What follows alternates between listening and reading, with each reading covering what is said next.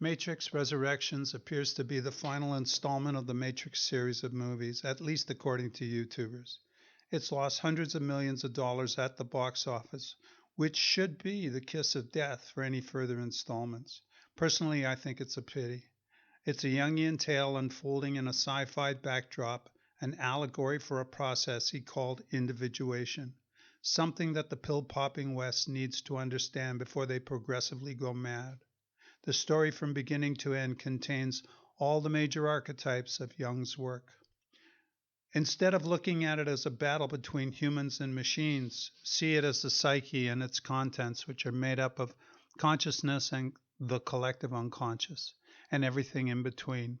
It could be a fappening for Elon Musk as the majority of humans are turned into cyborgs, kept in a perpetual coma state while being diddled by bots. Within the collective unconscious are primeval forces Jung called archetypes, which he believed that in the collective unconscious were empty, but when they express themselves within consciousness, they take on form and power. The collective unconscious is the great unknown, best represented by the ocean. Any adult from the mid-1970s can tell you about the effects Jaws had on the movie-going public and swimming in the ocean when that movie came out. The father and mother archetypes are authority figures. The shadow archetype containing the worst, the repressed aspects of the psyche is revealed in Agent Smith. Even Cyber from the first movie, on one level, is a shadow figure for Morpheus. But on a grander scale, Morpheus is the ego and Neo is the animus to that ego, a masculine expression, while Trinity is the anima, the feminine expression, who's merely a crew member, a fragment of the conscious psyche. With Morpheus at the helm, there's no room for Trinity. Other than her scorpion kick and body-tight outfits, she becomes just one more thing for Neo to worry about until finally she is the only thing he worries about. Sati is the child archetype, something that moves forward into the future, a healing, merging archetype which is seen in Resurrections. She oversees the process for blue-top bugs to be the conduit for Trinity's consciousness when she's pulled out of the Matrix. Her parents are expressions of the authority figure situated in a social hierarchy relative to their position, their authority being only over their child, whereas the architect and the analyst exert control over the matrix.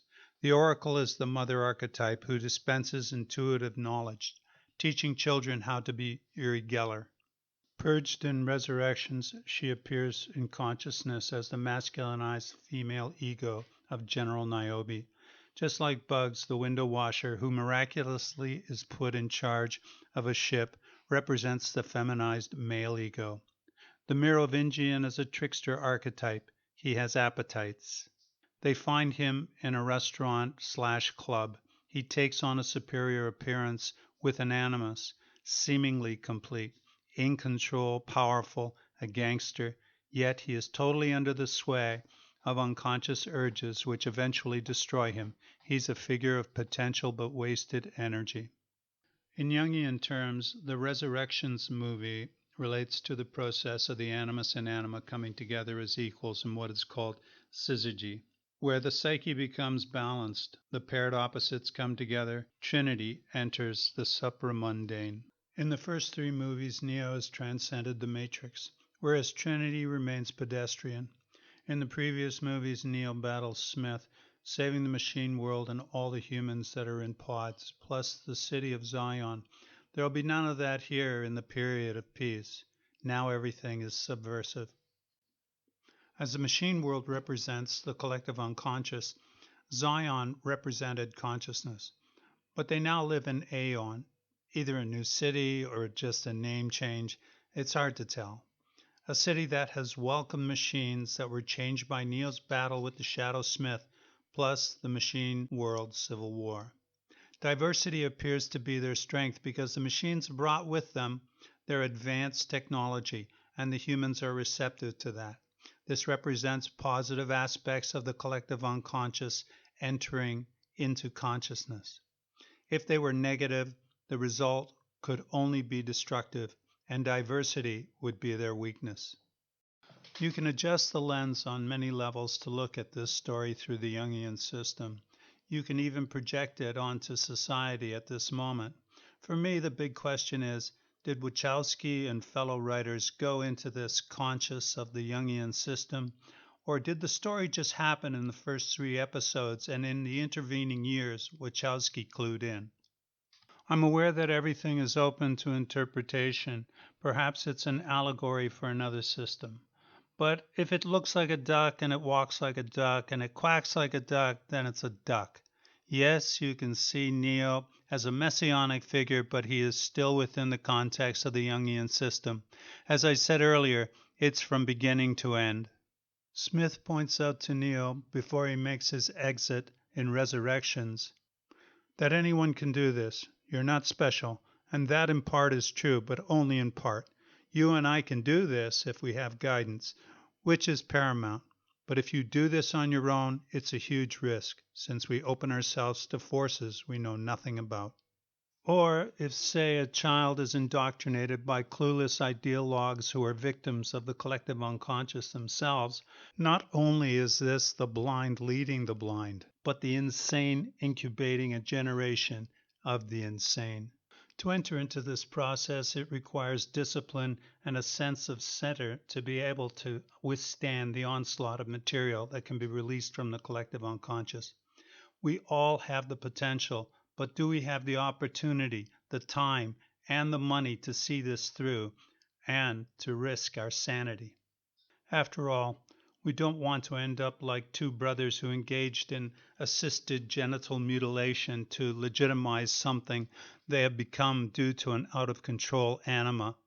Or do we? That's why I wonder about the writers and their understanding. The potential of the archetype at its worst is an unbalanced situation to take control of the personality, a possession which can push its polar opposite into the unconscious. Jung discovered his system inductively working with neurotic patients over an enormous period of time. A neurosis left unchecked can become a psychosis from which there is no return, which is what Smith became as he took possession of both pod people and agents thanks to the transference of material from the animus neo. Exposing an individual to this kind of material before they are mature enough to assimilate it is an issue any responsible parent should consider. Perhaps it could be reclassified as psych porn. There is a positive side, though. Imagine success. The prospect of being balanced, leading a harmonious life endowed with all the positive qualities of both archetypes. Good luck hoping for that. Am I crazy?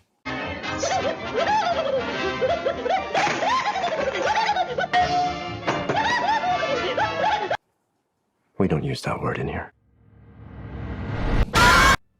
What word should I use? What word explains what is happening to me? Individuation. That's the word.